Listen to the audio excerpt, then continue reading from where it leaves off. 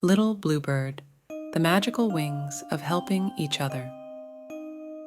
Once upon a time, in a magical forest, there lived a cute little bird named Little Bluebird. Little Bluebird was the fastest and bravest bird in the forest, but one day she encountered a problem. One winter day, a big storm hit the forest and blew away Little Bluebird's nest. Little Bluebird didn't know what to do on her own. Just then, a squirrel named Spark came to her rescue.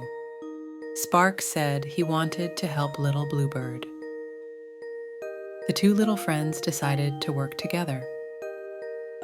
Spark found the best materials hidden in the forest and helped Little Bluebird build a new nest. Little Bluebird followed Spark's clues to construct the nest. Together, they worked hard to build a new nest. And not only their own nests, but they also started repairing the nests of other animals in the forest and helping them.